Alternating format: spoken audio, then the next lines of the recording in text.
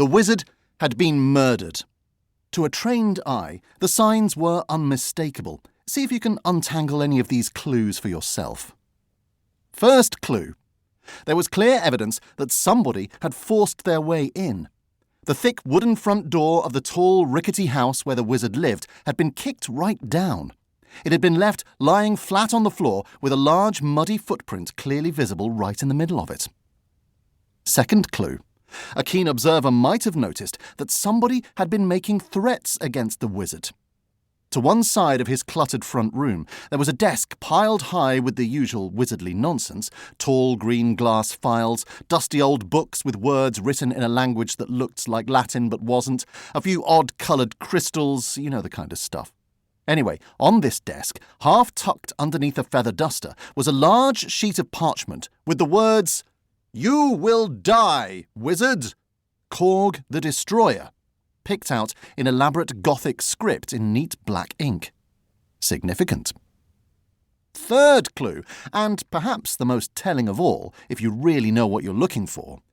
The wizard's head had been cut clean off. Most of him was spread-eagled on the stone floor, legs splayed as if he'd been running away from the door. His head, however, was not in its traditional position on top of his shoulders. Instead, it had been placed on the mantelpiece, from where it overlooked the untidy room, wearing a floppy blue hat with moons on it and a startled expression. Yes, the clues were all there if you knew where to look for them. The wizard had been murdered. Even the Meandermart City Watch managed to work that out, and, as you're about to discover, the guards of the Meandermart City Watch are not generally selected for their dazzling intelligence. "Someone's done murdered that wizard," grunted the armoured woman who walked past in the early hours of the morning during her patrol of the cramped and dingy corner of Meandermart known as the Mage's Quarter. "What, another one?" grumbled her deputy, a shorter man who had to crane his neck to peer over her shoulder. "Yep," he confirmed mournfully. "You got it in one, Captain. That one's been right killed. Head clean off and everything." "He's dead all right," agreed the watch captain. "Head off," she repeated, nodding to herself. "That'll do it for you." Holding her flaming torch above her head, she leaned into the room and looked around. Dawn was only just breaking, and a pale light cast thick shadows around the room that flickered and jumped in the orange firelight. Look over there." Stepping carefully, she moved to the table and examined the parchment, her lips moving soundlessly as she spelled out the message. "You will die, wizard, it says here," she called back to her companion after a few moments. "Do sound like someone be threatening him," observed the deputy guard with a sage nod, reaching under his tarnished helmet to scratch his hair. They're very itchy helmets. "Reckon you're right," his boss agreed. "It's signed Korg the Destroyer," she went on slowly. "Do you know what I think happened here?"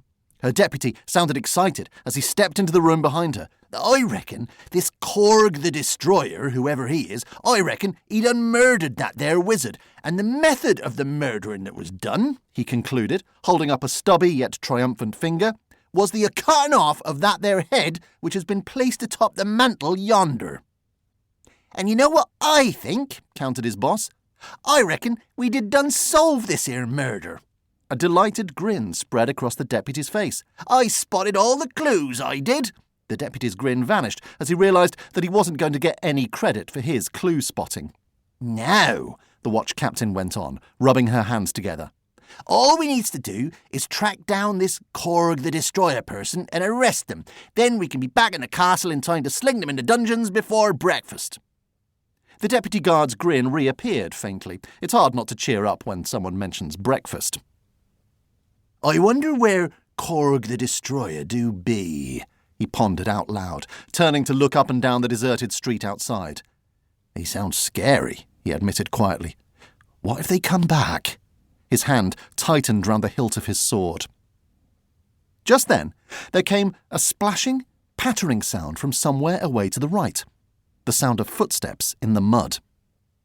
The guard stepped out from the doorway, adjusting his helmet and fumbling for his sword, getting his hand tangled up in his cloak in the process. "Halt!" he shouted hoarsely. "Be identifying of yourself."